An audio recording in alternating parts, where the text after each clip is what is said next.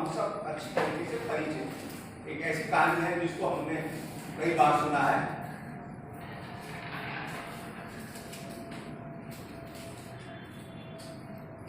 यहाँ पे एक नौजवान के बारे में पढ़ते हैं।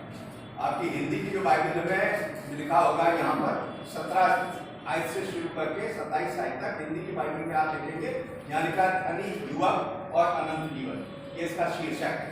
अब इस आदमी के बारे में हम पढ़ते हैं कि एक नौजवान था और ये बहुत ज्यादा धनी था, और इसके बारे में हम पढ़ते हैं कि वो यीशु निकल कर जा रहे थे तो वो दौड़ता हुआ आया, यानी का दौड़ता हुआ आया है। तो उसके अंदर बड़ी जिज्ञासा थी प्रभु यीशु मसीह के पास आकर अपने एक सवाल को पूछने के लिए, और फिर उसने आके यीशु मसीह के सामने घुटने टेके देखे। एक बड़ा धनी था, रुतबेदार आदमी था, अंग्रेजी की बाइबल में लिखा रिच रूलर, तो रूलर भी था ये, कोई गांव या कस्बा होगा, उन लोगों के बीच में ये रूल करता होगा, उनका ये पंच होगा, सरपंच होगा, इसलिए रिच रूलर था। तो बड़ा औहदेदार आदमी था, लेकिन दौड़ता हुआ आया और फिर यीशु के सामने आके उसने अपने घुटने टेक दिए, और घुटने टेकने के बाद उसने, हम यहाँ देखते हैं कि उसने यीशु को कहा कि हे उत्तम गुरु, अर्थात प्रभु यीशु मसीह का आदर सम्मान उसने किया। फिर आगे लिखा है उसने 10-20 आए थे, पर उसके 10वें अध्याय को आप निकालना है कि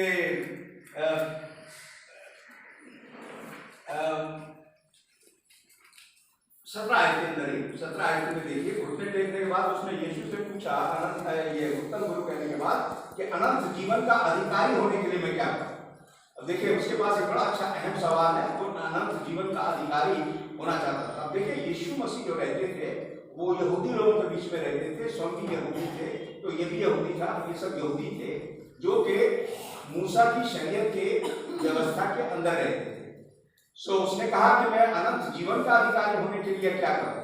अब यीशु ने उसको कहा कि भाई जैसे मूसा की शरीयत में लिखा हुआ है, व्यवस्था में लिखा है, तो हत्या नहीं करना, चोरी नहीं करना, व्यभिचार नहीं करना, वगैरह वगैरह, अपने माता पिता की आज्ञा करना, इन सबको करा कर। तो उसने कहा कि ये तो मैं लड़कपन से करता आया हूं मैं। तो देखिए बड़ा अच्छा आदमी है, बड़ा ही धार्मिक प्रवृत्ति का आदमी है, बड़ा धनी व्यक्ति है, रिस्पेक्ट को यीशु मसीह का आदर सम्मान करना। तो ऐसे व्यक्ति के बारे में देख रहे हैं जो रुतबेदार आदमी है और बड़ा अच्छा और धार्मिक और बड़ा अच्छा बात है। अब उसने कहा कि क्या आपकी मुझ में कोई घटी है। यीशु ने उससे कहा कि भाई एक बात की घटी है, वो ये कि तू अपना सब कुछ जो भी तेरा है, या शब्द को लिखा है कि जो कुछ तेरा है उसको तू खत्म कर दे, उसको बांट दे, इधर उधर कर दे, भेज दे, जो भी है नालों में बांट दे, और तू मेरे पीछे होने तुझे स्वर्ग में धन मिल जाएगा। अब आगे हम पढ़ते हैं कि वो जो था, शख्स जो था, वो ये बात सुनकर यीशु की, जो बड़ी जिज्ञासा के साथ आया था, अनंत जीवन पाना चाहता था, ये बात सुनकर यीशु की वो उदास होकर चला गया, क्योंकि आगे लिखा है क्योंकि वो बहुत धनी था। अब यीशु ने जब उसको जाते हुए देखा तो अपने चेलों से कहा, देखो धनवानों का स्वर्ग के राज्य में प्रवेश करना कैसा कठिन है। और यहाँ पर आप अगर आप देखेंगे 24 आयत में लिखा है, यीशु ने कहा कि जो लोग धन पर भरोसा रखते हैं, यानी कोई भी इंसान जो अपनी ताकत पर, रुतबे पे, धन पे, या अपनी किसी भी ओहदे पे, या अपने इल्म पर, किसी भी चीज पर जो उसको पहला समझता है, उसके ऊपर बल देता है कि वो मेरे, लेकिन बहुत से लोगों को अपनी ताकत का घमंड होता है, बहुत से लोगों को अपने इल्म का, अपनी उससे उतने बड़े एजुकेटेड हैं, हम भाई विद्वान हैं, और कुछ लोगों को अपना धन का होता है, हमारे पास और भी चीजें हैं, ये है वो है, तो हम बहुत बड़े हैं। तो यीशु मसीह ये कह रहे थे जो ऐसी चीजों पर भरोसा रखते हैं वो स्वर्ग के राज्य में प्रवेश नहीं करेंगे। 25 आयत में आप पढ़ेंगे, यीशु ने कहा परमेश्वर के राज्य में धनवान के प्रवेश करने से ऊंट का सुई के नाके में से निकल जाना सहज है। देखिए कितनी जबरदस्त बात प्रभु यीशु मसीह ने यहाँ कही कि ऊंट जो है सुई के नाके में से निकल जाएगा। अगर आप इजराइल वगैरह में जाएंगे तो आप देखेंगे वहां पर क्या है कि एक सड़क को बोलते हैं, वो गली जा रही है, उसको कहते हैं सुई का नाका। ये बाद में बनी, तो उस वक्त यीशु मसीह के जमाने में ऐसी कोई चीज नहीं थी कि यीशु उसके बारे में कह रहे हैं कि वो तंग सड़क है उसमें से निकलना है उनको, ऐसा कुछ नहीं था। अब ये हो गया है, लेकिन उस समय जो था यीशु मसीह ने जो इसका ये एक एग्जाम्पल दिया, एक उदाहरण दिया, उन्होंने कहा कितना कठिन है कि सुई के नाके में से ऊंट निकल जाएगा। लेकिन एक आदमी ऐसा जो भरोसा रखता है दुनियावी चीजों के ऊपर, अपने इल्म पर, अपने धन पर, या किसी भी चीज पर, उसका स्वर्ग में जाना कैसा कठिन है। अब देखिए जो यहाँ अब 26 आयत पे गौर फरमाएं। यहाँ लिखा है कि चेलों ने ये सुनकर यीशु से कहा, तो फिर किसका उद्धार हो सकता है? यानी ये बड़ी गौरतलब बात है कि इतना अच्छा आदमी जिसके इतने अच्छा स्वभाव है, धार्मिक स्वभाव का है, मूसा की शरीयत को फॉलो करता है, सारी चीजें उसके अंदर अच्छी है। मैं सोचता हूँ हमसे भी अच्छा आदमी है अगर जिस्मानी तरीके से देखें। वो कहता है शरीयत मूसा की जो व्यवस्था उसकी सारी बातों को मैं तो अपने बचपन से करता है। यीशु का कितना आदर कर रहा है, उनके सामने आके घुटने टेके, कितना दौड़ता हुआ है, तो धार्मिक प्रवृत्ति का बड़ा अच्छा आदमी। अब जब ऐसे ही यीशु के चेलों ने देखा कि ये वापस चला गया और यीशु कह रहे हैं कि सुई के नाके में से निकल जाना ऊंट का सहज है, ऐसा व्यक्ति उद्धार नहीं पाएगा, तो चेले सुनकर उनके यीशु मसीह से कह रहे हैं कि उद्धार किसका होगा? वो तो अपने आप को भी देख रहे हैं यीशु के चेले कि हम इतनी काबिल तो हमें भी नहीं है, फिर उद्धार किसका होगा? अब देखिए यीशु का यहाँ पर जवाब हम पढ़ते हैं, लिखा है यीशु ने उनसे कहा कि मनुष्यों से तो ये नहीं हो सकता, 27 आयत, लेकिन परमेश्वर से हो सकता है, क्योंकि परमेश्वर से सब कुछ हो सकता है। सो आज के पाठ में हम ये देखना चाहते हैं सबसे पहले कि ये इंसान एक ऐसे सवाल को लेकर आया है, बड़ा अहम सवाल था, बड़ा खास सवाल था कि अनंत जीवन प्राप्त करें। अब अनंत का मतलब क्या है?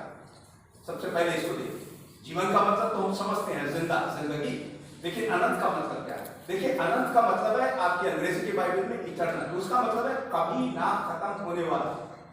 कभी कभी लोग कहते हैं ना स्पेंड इटर्निटी या इटर्निटी को आप कहाँ जाके बिताएंगे, ये शब्द बाइबल में नहीं है, ये शब्द गलत शब्द है, ये गलत उच्चारण है। इटर्निटी को स्पेंड नहीं किया जा सकता है। आप पैसा ले जाए, कितना भी ले जाए, उसको आप बाजार में जाए स्पेंड कर दें, खर्च कर दें, तो इटर्निटी जो है वो कोई ऐसी चीज नहीं है जिसको हम, वो समय जो इटर्निटी का है तो उसको हम खत्म कर सकते हैं, वो खत्म ही नहीं होगा है? अगर आप किसी जगह जाएं, वहां आप साल रह लें, 2 साल रह लें, कितने भी साल रह लें, आप वक्त बिताकर वापस आ सकते हैं। तो समय को बिताया जा सकता है, लेकिन इटर्निटी को नहीं।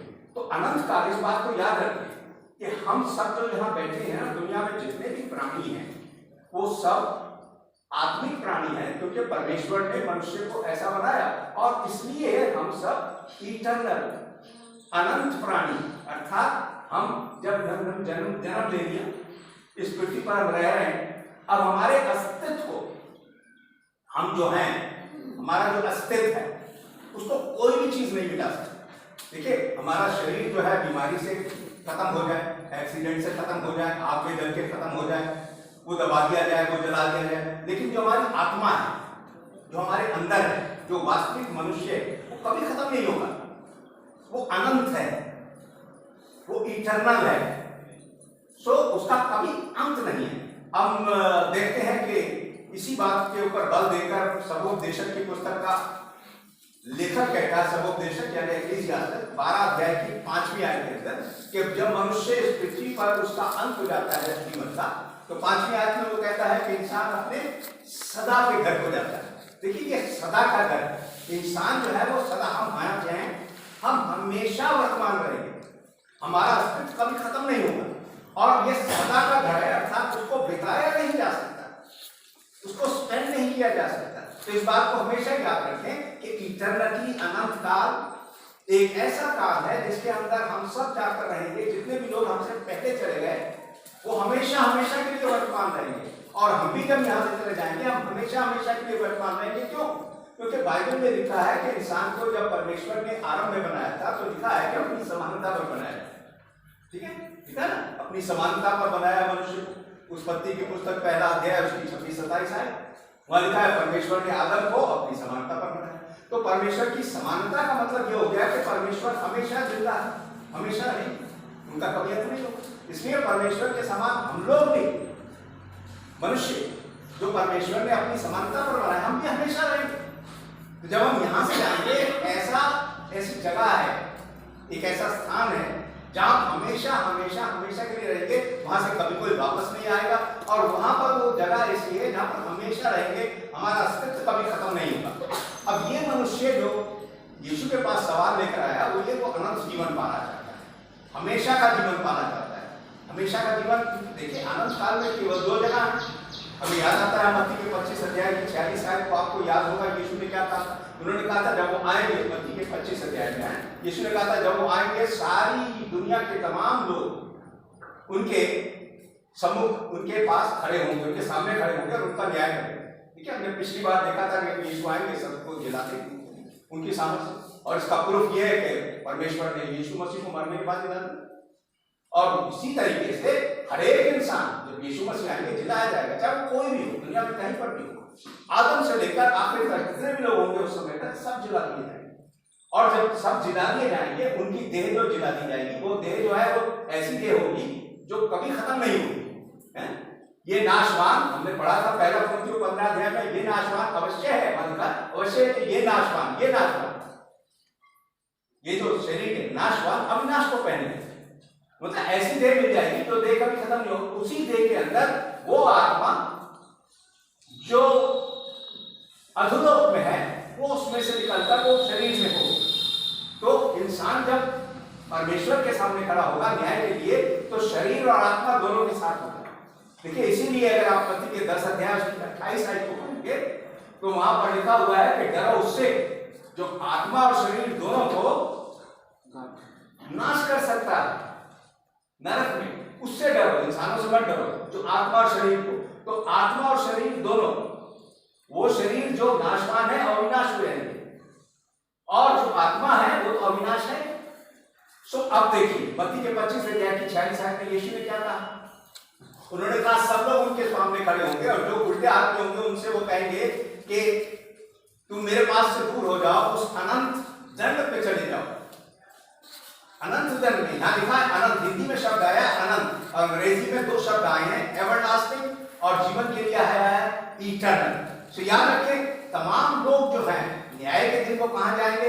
या तो अनंत विनाश में जाएंगे, हिंदी में लिखा है अनंत विनाश बाइबल में, मत्ती 25 उनसे कहेंगे कि तुम अनंत विनाश में जाओ, अनंत हमेशा का विनाश, हमेशा के लिए वहां रहोगे। और जो सीधे हाथ पे होंगे वो उनसे क्या कहेंगे? उनसे कहेंगे तुम परमेश्वर के अनंत जीवन में प्रवेश करो। ये जो सीधे हाथ पे होंगे ये क्या होंगे? ये अनंत जीवन में प्रवेश करेंगे, हमेशा उस जीवन के अंदर रहेंगे जो परमेश्वर के साथ। तो देखिए, अनंत काल या इटर्निटी के अंदर सिर्फ 2 ही स्थान है।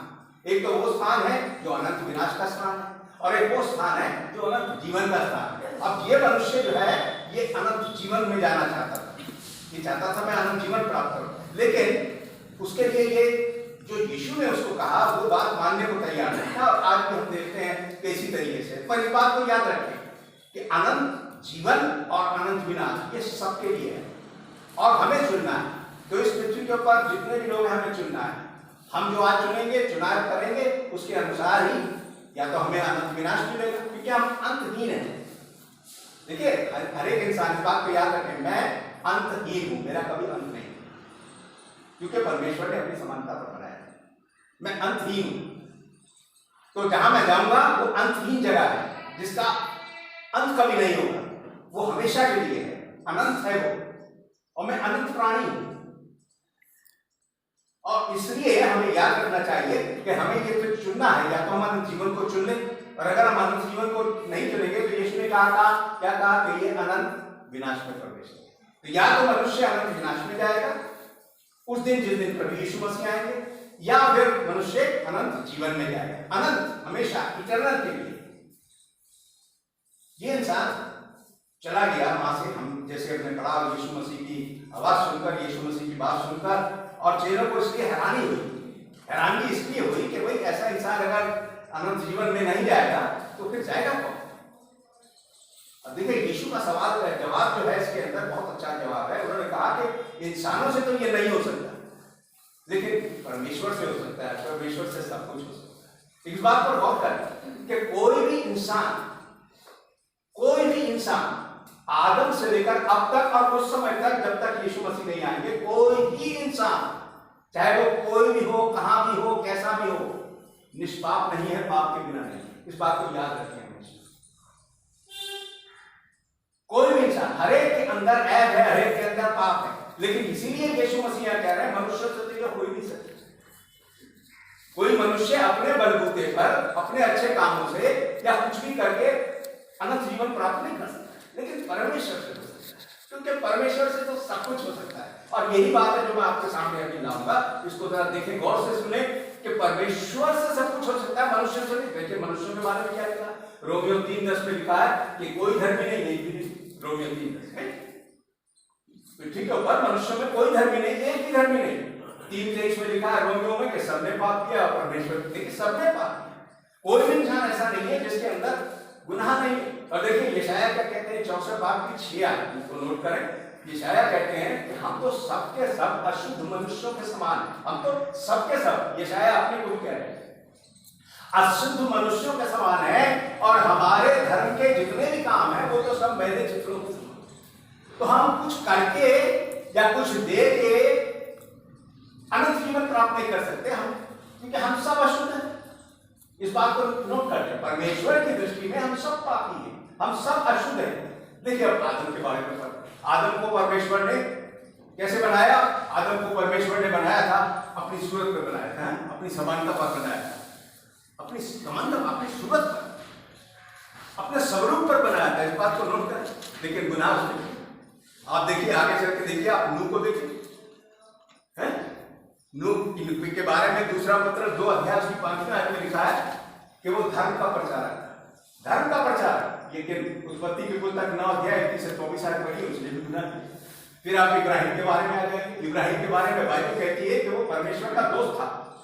देखिए कितनी अच्छी बात, इब्राहिम को परमेश्वर का दोस्त कहा गया है। लेकिन उत्पत्ति की पुस्तक 12 अध्याय और उत्पत्ति की पुस्तक 20 अध्याय दोनों में पढ़ेंगे इब्राहिम ने भी गुनाह किया। फिर आप आ जाइए मूसा के बाद। मूसा ने क्या किया? मिस्र के अंदर था तो एक आदमी की हत्या करी, हत्या करने का पाप है। देखिए मूसा कौन था? परमेश्वर ने उसके द्वारा लोगों को अपनी व्यवस्था दी थी। परमेश्वर ने उसको अपने लोगों का लीडर नियुक्त किया। इतना बड़ा आदमी था, लेकिन उसने पाप किया। और फिर जब वो कादेश बर्निया में उनको लेकर आया तो क्या किया? हमने पढ़ा था कि उसने किस तरीके से परमेश्वर की आज्ञा का उल्लंघन किया। अब आप आइए राजा दाऊद की, हम सब जानते हैं कि उसने एक आदमी को मारा और उसकी औरत को भगा के दे दिया। देखिए मैं ये आपको बताने की कोशिश कर रहा हूं कि निष्पाप कोई इंसान नहीं है। सुलेमान के बारे में पढ़ लो, पहला राजा, उसका अगर आप पढ़ेंगे 11 अध्याय 4 से 10 आयत में पढ़िए ये सुलेमान के बारे में बाइबल क्या कहती है कि सबसे अक्लमंद आदमी, ना कभी कोई हुआ ना कभी होगा। खुदा ने उसको आशीष दी सुलेमान। देखिए उसने किताबें लिखी, बाइबल नीति वचन लिखी, सबोपदेशक लिखी, एक और किताब लिखी सॉन्ग ऑफ सॉलोमन। अब देखिए इतना बड़ा आदमी, खुदा ने चुना, उसको कहा आशीष दी, लेकिन उसने पाप किया। और देखिए उसके घोर पाप, देखिए पहला राजा उसके 11 अध्याय की 4 से 10 आयतों में पढ़िए कितने उसने पाप किए, घोर पाप किए। अब क्या ये इंसान जो थे, जितने भी इंसान थे, क्या ये खुदा को नहीं मानते थे? इस पाठ को और से सुने, क्या ये खुदा को नहीं मानते थे? उनसे डरते नहीं थे, उनकी आराधना नहीं? बिल्कुल ये खुदा परस्त लोग थे। दाऊद, मूसा, इब्राहिम और जितनों के बारे में देखें। लेकिन क्या देख रहे हैं? कोई भी इंसान ऐसा नहीं है जो निष्पाप है, सबने पाप किया है, सबने पाप। इसीलिए यीशु ने कहा कि मनुष्यों से तो नहीं हो सकता। देखिए हम अपने आप को देखें, हम कितने भी अच्छे मसीही हैं, आराधना करते हैं, सब कुछ है हमारे अंदर, बहुत सारी अच्छाई, हम कोशिश कर रहे हैं कि हम मसीह के कदमों पर चलें, है? हम गाना भी गाते हैं यीशु के कदमों पर चलना, हम कोशिश करते हैं कि हम अच्छे से अच्छा मसीही बन, लेकिन फिर भी चूक जाते हैं। तो हम अपने बलबूते पर तो अनंत जीवन पाएंगे ही नहीं। यीशु ने क्या कहा? मनुष्यों से तो हो ही नहीं सकता, परमेश्वर से हो सकता है, क्योंकि परमेश्वर से सब कुछ हो सकता है। यानी वो ऊंट को भी सुई के नाके में से निकाल सकता है। समझ में आ रही बात? ये तो कह रहा है यीशु कि परमेश्वर से सब कुछ हो सकता है, वो ऊंट को भी सुई के नाके में से निकाल देगा। गिरे से गिरा इंसान जो है उसको भी वो स्वर्ग में अनंत जीवन दे देगा, कितना भी पापी क्यों ना हो, क्योंकि परमेश्वर जो है वो महासामर्थी है। देखिए पौलुस के बारे में देखिए, पहला तिमुथियुस पहला अध्याय 15, पौलुस ने नए नियम की 13 किताबों को लिखा, शायद 14 को लिखा। इतना अच्छा आदमी था, इतना अच्छा क्रिश्चियन था। देखिए पहला तिमुथियुस पहले अध्याय के 15 आयत में क्या लिखी है? कहते हैं बात सच है और हर प्रकार से मानने के योग्य है कि यीशु मसीह पापियों का उद्धार करने के लिए आया, जिनमें सबसे बड़ा मैं हूं। वो ये नहीं कह रहे मैं था, वो कह रहे मैं हूं। तो कोई भी इंसान जो है, हम इंसानों के बारे में देख रहे हैं, वो अपने बलबूते पर स्वर्ग में नहीं जाएगा। परमेश्वर से सब कुछ हो सकता है, क्योंकि परमेश्वर से तो सब कुछ हो सकता है। तो यमुना क्या कहते हैं पहले अध्याय की पहली 8वीं, पहला यमुना 1 अध्याय और उसकी 8वीं। देखिए मसीह लोगों को लेकर, और यमुना अपने बारे में लिखा है। वो कहते हैं कि अगर हम ये कहें कि हमने कुछ भी पाप नहीं, तो क्या हम अपने आप को धोखा देते हैं। और क्या रहा यमुना कौन था? कृष्ण था। उसने कितनी किताबें लिखी बाइबल के अंदर? पहला, दूसरा, तीसरा यमुना का सुसमाचार, प्रकाशित वाक्य, 5 किताब यमुना। अच्छा क्रिश्चियन, लेकिन वो क्या कह रहा है? पहला यमुना पहले अध्याय की 8वीं। देखिए इंसान को ये समझना चाहिए, इसलिए हमारा पूरा भरोसा जो है परमेश्वर पर होना चाहिए कि उन्होंने क्या किया है। वो वही हम देखने जा रहे हैं कि हम स्वर्ग में अनंत जीवन पाएंगे। इसलिए नहीं कि हम कुछ नहीं है, हम कुछ कर सकते हैं, हम कोशिश कर सकते हैं। हम कोशिश करनी चाहिए कि जो परमेश्वर हमसे चाहते हैं हम अपने जीवनों को वैसा बनाए। लेकिन परमेश्वर से सब कुछ हो सकता है, इंसानों से नहीं हो सकता। हम अपने आप को देखते हैं, हमें कितनी खामियां हैं। ये कह रहे हैं कि अगर कोई कहे कि हमने कुछ पाप नहीं, तो वो कहते हैं कि हम कुछ धोखा दे रहे हैं। पहला यमुना पहला क्या उसकी 8वीं। और सत्य हमने नहीं, सच्चाई हमारे अंदर है नहीं, हम तो झूठे हैं, 1 नंबर के झूठे। अगर हम कहें कि हमने कोई पाप नहीं किया या हमने कोई पाप नहीं, तो देखिए हम देख रहे हैं खुदा की कुदरत, खुदा की ताकत के परमेश्वर से सब कुछ हो सकता है। अब निकालिए जो पाठ का जो क्रीम है, क्रीम देखिए पाठ। अब देखिए बाइबल में निकाल के रोमियो 3 अध्याय, जो खास चीज है जो मैं आपको बताना चाहता हूं कि परमेश्वर से सब कुछ हो सकता है। इंसान सारे पापी हैं, कोई भी इंसान अपने बलबूते पर चाहे कितने भी धर्म के काम कर ले, चाहे कितनी प्रार्थनाएं कर ले, चाहे कितने आराधना कर ले, अपने बलबूते पर स्वर्ग में नहीं जाएगा। यशायाह क्या कहते हैं? हम तो सबके सब अशुद्ध मनुष्य जैसे हैं और हमारे सब काम क्या है? मैं देते लोग अपने बलबूते पर नहीं। वो मनुष्य कह रहा था कि मैं अनंत जीवन पाने के लिए क्या करूं? हम कुछ नहीं कर सकते अनंत जीवन पाने के लिए। यीशु ने उसको इसीलिए तो ऐसा सवाल पूछा क्योंकि वो जानते थे वो कर ही नहीं सकता है। हम कुछ नहीं कर सकते अनंत जीवन पाने के लिए। हमें अच्छा जीवन व्यतीत करना है, हमें मसीह की शिक्षाओं पर चलना है, हमें परमेश्वर से डरना है, परमेश्वर की आशीषों के। ये तो सब दाऊद भी करता था, सुलेमान भी करता था, मूसा भी करता था, इब्राहिम भी करता था, बाकी लोग जो भी वो भी करते थे, लेकिन फिर भी चूक गए। चूक हम सब जाते, लेकिन फिर भी हमारे पास आता है। क्यों? क्योंकि हम उस परमेश्वर पर विश्वास करते हैं, उसकी आराधना करते हैं, उसके हुक्मों पर चलते हैं, जिससे सब कुछ हो सकता है। वो ऊंट को भी सुई के नाके में से निकाल देगा। कितनी आशादायक बात है। हम कहीं भी हो, कैसे भी हो, अगर हम परमेश्वर के लिए वफादारी के साथ उनकी आराधना कर रहे हैं, उनके हुक्मों पर चल रहे हैं, तो इस बात का आश्वासन हमारे पास है। पढ़िए रोमियो 3 अध्याय, हम पढ़ेंगे 21 आयत से 26 आयत तक। अब देखिए यहाँ क्या लिखा हुआ है। देखिए परमेश्वर से सब कुछ हो सकता है। ऊंट को भी वो सुई के नाके में से, सुई के मुंह में से ऊंट को निकाल सकते हैं। देखिए ऊंट को कैसे निकाला। रोमियो 3 अध्याय में हम पढ़ते हैं 21 से 26 आयत में कि ऊंट को परमेश्वर ने कैसे सुई के नाके में से निकाल दिया। देखिए इसको अच्छी तरीके से। परंतु अब व्यवस्था से अलग परमेश्वर की वो धार्मिकता प्रकट हुई है, अब जिसकी गवाही व्यवस्था और भविष्यद्वक्ता देते हैं, अर्थात परमेश्वर की वो धार्मिकता जो यीशु मसीह पर विश्वास करने से सब विश्वास करने वालों के लिए है, या यीशु मसीह के विश्वास के द्वारा उनके लिए है। क्योंकि कुछ भेद नहीं, इसलिए कि सबने पाप किया है और परमेश्वर की महिमा से रहित है, परंतु उसके अनुग्रह से उस छुटकारे के द्वारा, देखिए उसके अनुग्रह से, हम देख रहे हैं परमेश्वर से सब कुछ हो सकता है। परमेश्वर के अनुग्रह के द्वारा, अनुग्रह क्या है? मुफ्त दान।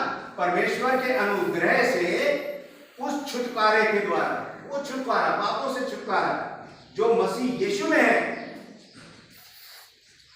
ऊंट निकल रहा है सुई के नाके में से, देखिए कैसे निकल रहा है। यीशु क्या यहां पर क्या लिखा हुआ है? परंतु उसके अनुग्रह से उस छुटकारे के द्वारा, वो छुटकारा जो यीशु मसीह में है, सेत में धर्मी ठहराए जाते हैं। सेत में अंग्रेजी की बाइबल में फ्री, फ्रीली जस्टिफाइड, सेठ में धर्मी ठहराए जाते हैं उसके अनुग्रह से। अब देखिए 25 आयत को देखिए, उसे परमेश्वर ने उसके लहू के कारण एक ऐसा प्रायश्चित ठहराया। उसे यीशु मसीह को उसके लहू के कारण परमेश्वर ने एक ऐसा प्रायश्चित ठहराया जो विश्वास करने से कार्यकारी होता है। अब देखिए इस आयत को जरा गौर से सुने कि जो पाप पहले किए गए और जिन पर परमेश्वर ने अपनी सहनशीलता के कारण ध्यान नहीं दिया, उनके विषय में वो अपनी धार्मिकता प्रकट करे। पहले कौन से पाप किए गए? जो दाऊद ने किए। देखिए यीशु मसीह का लहू जो था जब बहाया गया आज से 2000 साल पहले, तो वो क्रूस के ऊपर बहाया गया। वो उनके लिए बहाया गया जो उनके बाद रहते हैं, जैसे आज हम, और उनके लिए भी बहाया गया जो उनसे पहले रहते। इसीलिए ये लिखा है कि जो पाप पहले किए गए, इब्राहिम ने किए, मूसा ने करे, दाऊद ने करे, सुलेमान ने किए, बाकी लोगों ने किए, खुदा के हर बंदे ने जो गुनाह किए, उनके लिए भी यीशु मसीह का लहू बहाया है। ठीक है, तो देखिए इसको गौर से सुनिए। बहुत अच्छी बात यहां पर पौलुस लिखकर कहते हैं कि जो पाप पहले किए गए और जिन पर परमेश्वर ने अपनी सहनशीलता के कारण, परमेश्वर ने अपनी सहनशीलता के कारण ध्यान नहीं दिया, उनके विषय में वो अपनी धार्मिकता प्रकट करे। परमेश्वर ने अपनी धार्मिकता को प्रकट कर दिया। धार्मिकता का मतलब हमें जस्टिफाई करने के लिए कि जैसे हमने पाप किया ही नहीं। क्यों? क्योंकि यीशु मसीह का लहू हमारा प्रायश्चित बन गया, वो कीमत बन गई है। आपने 10 लाख रुपए किसी के देने, वो आपसे कह रहा है कि मुझे 10 लाख रुपए दो, नहीं तो कोर्ट में ले जाऊंगा। कोई आता है वो कहता है दो भैया 10 लाख रुपए ब्याज भी ले लो साथ, वो हमारा प्रायश्चित हो गया। प्रायश्चित का मतलब ये होता है यीशु ने प्रायश्चित कर दिया, परमेश्वर ने प्रायश्चित कर दिया हमारे गुनाहों के लिए। जो पाप पहले किए गए, जो उन लोगों ने किए, पहले किए खुदा के बंदों ने, उनके भी गुनाहों को यीशु मसीह के लहू के कारण पाप किया गया, उनको धर्मी ठहराया गया। ये गुड बात है। और फिर जो पाप हम करते हैं, देखिए आगे बढ़िए, कि जो पाप पहले किए गए और जिन पर परमेश्वर ने अपनी सहनशीलता के कारण, देखिए हमारे परमेश्वर सहनशील परमेश्वर है, हम सहनशील नहीं है। हम एक दूसरे पर दोष लगाते हैं, हम एक दूसरे को मारते कूटते हैं, ईर्ष्या करते हैं। परमेश्वर इतने सहनशील है। देखिए लोगों ने कितने बड़े बड़े पाप किए, हमने उन लोगों के बारे में, परमेश्वर इतने सहनशील है तो उन्होंने काम खुद बदल अपने बलबूते पर कोई नहीं जाएगा। दाऊद अपने बलबूते पर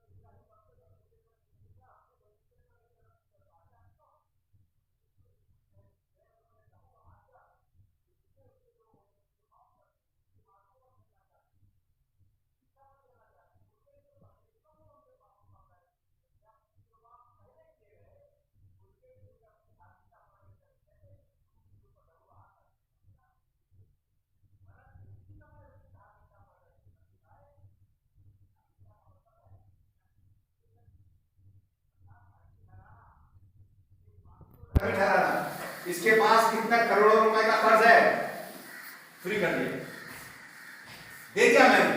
तो यीशु मसीह के लहू की अहमियत इसलिए है, यहां देखते हैं वो कहते हैं कि वरन इसी समय उसकी धार्मिकता प्रकट हो कि जिससे वो आप भी धर्मी ठहरे और जो यीशु पर विश्वास करे उसका भी धर्मी ठहराने वाला। तो क्योंकि हम यीशु मसीह में विश्वास करते हैं, हम उनकी आज्ञाओं पर चलते हैं, तो क्या हम देख रहे हैं कि वो हमको धर्मी ठहराते हैं।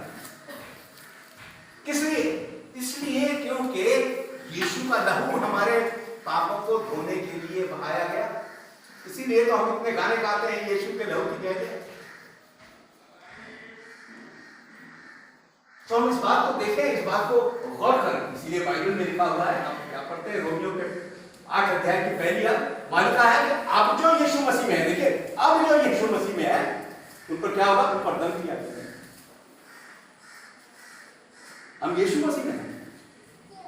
कैसे है हम यीशु मसीह में? हम जानते हैं, बाइबल में लिखा है तुम में से जितनों ने यीशु मसीह पर विश्वास किया परमेश्वर के संतान के राय। गलतियों 3:26 और 27 में क्या कहते हैं? तुम में से जितनों ने मसीह में बपतिस्मा लिया उन्होंने मसीह को पहन लिया। तो जब मसीह को पहन लिया तो हम मसीह में हो गए। अब देखिए रोमियो 8 में क्या लिखा है? अब जो यीशु मसीह में है उन पर दंड किया गया।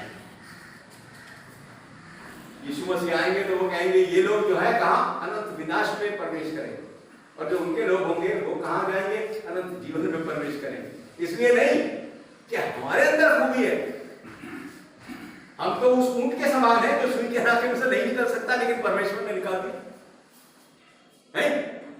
परमेश्वर ने निकाल दिया, क्योंकि परमेश्वर से यीशु ने कहा सब कुछ हो सकता है।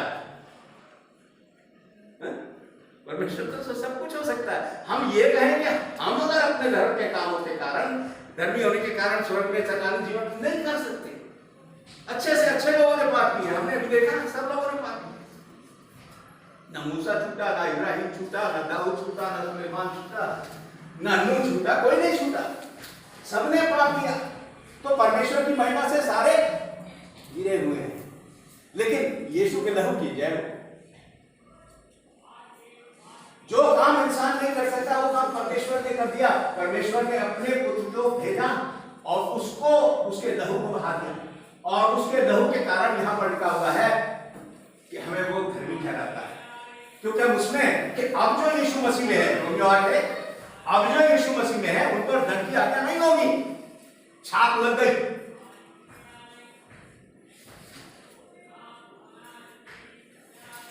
मुहर लग गई। अब जो यीशु मसीह में है, ये परमेश्वर कह रहे हैं, क्योंकि वो जानते हैं उन्होंने क्या किया, उन्होंने दाम चुका दिया, लहू बहा दिया अपने इकलौते पुत्र का। इसलिए अब जो यीशु मसीह में है उन पर दंड की आज्ञा नहीं है। इसीलिए हम सबको कहते हैं कि ये जरूरी है कि इंसान मसीह को पहन लेने के लिए बपतिस्मा ले। जैसे हमने पढ़ा गलतियों 3 अध्याय उसकी 26-27 आयत है कि अब उस विश्वास करने के द्वारा यीशु मसीह में है तो परमेश्वर की संतान हो। तुम में से जिन्होंने मसीह में बपतिस्मा लिया उन्होंने मसीह को पहन लिया। तो हम मसीह में होकर मसीह को पहनकर क्यों? दूसरा गलतियों 5 अध्याय उसकी 21 आयत में लिखा है कि वो जो पाप से अज्ञात था उसका पुत्र यीशु मसीह जो सब छोड़कर पृथ्वी पर आया, वो जो पाप से अज्ञात था उसी को उसने पाप ठहराया। ये ऊंट निकल गया, सुई के नाके में से निकल गया, क्योंकि परमेश्वर से सब कुछ हो सकता है। वो जो पाप से अज्ञात था, देखिए इस बात का वजन देखिए, ऊंट निकल गया सुई के नाके में से। परमेश्वर तो ये भी कर सकते हैं। यीशु ने ये कहा उसको कि मनुष्यों से नहीं हो सकता, ये परमेश्वर से हो सकता है। परमेश्वर से तो सब कुछ हो सकता है। वो जो पाप से अज्ञात था, दूसरा कुरिन्थियों 5:21, वो जो पाप से अज्ञात था परमेश्वर उसका इकलौता पुत्र वचन वो देहधारी हुआ। वो जो पाप से अज्ञात था उसी को उसने पाप ठहराया। परमेश्वर की करामात देखिए कितनी सामर्थ्य है। इसलिए तो यीशु ने कहा कि इंसानों से नहीं हो सकता है। इंसान कोई भी चाहे कि मैं अनंत जीवन पालूं, स्वर्ग में नहीं जा सकता। कोई इंसान पृथ्वी पर ऐसा नहीं, ना कभी होगा। इसलिए तो यमुना कहते अगर हम कहें कि हमने कोई बात नहीं किया तो अपने आप को झूठा ठहराते हैं, हमें सच्चाई नहीं है, तो धोखा दे रहे हैं अपने आप। हमारा भरोसा कहाँ है?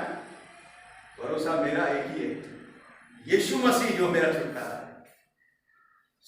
पैगाम क्या है कि अब जो यीशु मसीह में है उन पर दंड की आज्ञा नहीं होगी, क्योंकि वो जो पाप से अज्ञात था उसी को उसने हमारे लिए पाप ठहराया कि हम उसमें होकर, देखिए दूसरा कुरिन्थियों 5 कि हम उसमें होकर उसने सारे जगत के पापों को अपने ऊपर उठाया। यीशु मसीह ने सारे जगत के पापों को अपने ऊपर उठाया। यूहन्ना 3:16 में यीशु मसीह ने खुद कहा कि परमेश्वर ने जगत से ऐसा प्रेम किया कि उसने अपना इकलौता पुत्र दे दिया ताकि जो कोई विश्वास करे। सो परमेश्वर ने अपने इकलौते पुत्र को दे दिया सबके पापों के छुटकारे के लिए। लेकिन अब जो यीशु मसीह में उन पर दंड की आज्ञा नहीं। वो जो पाप का अज्ञात था, पाप से अज्ञात था, उसी को उसने पाप ठहराया कि हम उसमें होकर। तो जरूरी है कि हर एक इंसान जो अनंत जीवन पाना चाहता है, स्वर्ग में जाना चाहता है, वो उसमें आए, और कोई उपाय नहीं है। मनुष्यों से तो ये नहीं हो सकता है, यीशु ने कहा, लेकिन परमेश्वर से हो सकता है, क्योंकि परमेश्वर से सब कुछ हो सकता है। तो परमेश्वर ने देखिए कितना महान काम, वो जो पाप से अज्ञात था उसी को पाप ठहरा दिया ताकि हम उसमें होकर धर्म बन जाए, परमेश्वर के राइटियसनेस उसके जस्टिफाइड हो जाए कि हमने जैसे हम पाप से मुक्त हो गए, वो हमारा छुटकारा है। पहला पत्रस पहला अध्याय उसकी 21 आयत मान इसी बात के पढ़ते। पहला पत्रस पहला अध्याय 18, 19, 20 आयतों। तुम्हारा छुटकारा सोने चांदी से नहीं हुआ, तुम्हारे अच्छे कामों से नहीं हुआ, तुम्हारे रुपए पैसे से नहीं हुआ, तुम्हारी कुदरत से नहीं हुआ, तुम्हारे भरोसे से नहीं हुआ, अपने तुमने कुछ कर दिया उससे नहीं हुआ तुम्हारा छुटकारा, परंतु परमेश्वर के इकलौते पुत्र उस मेमने के लहू के द्वारा, जिसको परमेश्वर ने तुम्हारे पापों के लिए कुर्बान कर दिया। और देखिए आगे क्या लिखा हुआ 20वें आयत में, वो तो जगत की उत्पत्ति से पहले घात किया गया। हम परमेश्वर की बात कर रहे हैं, जो ऊंट को सुई के नाके में से निकाल सकता है। मनुष्यों से नहीं हो सकता कि कोई भी मनुष्य स्वर्ग में चला जाए, नहीं हो सकता, क्योंकि सबने पाप किया। परमेश्वर से हो सकता, तो जगत की उत्पत्ति से पहले घात कर दिया। अर्थात परमेश्वर के माइंड में, उनके दिमाग में, उनके मन के अंदर ये सारी योजना पहले से थी, इससे पहले कि वो आदम और हवा को बनाते। लिखा है जगत की उत्पत्ति से पहले। देखिए पहला पत्रस पहला अध्याय उसकी 20 आयत। जगत की उत्पत्ति से पहले परमेश्वर ने उस मेमने को घात कर दिया। ये उनकी योजना थी, उन्होंने पहले से कर दिया कि ये होना, क्योंकि उनको मालूम था कि इंसान जिसको मैं बनाने जा रहा हूं वो तो पाप करेगा ही।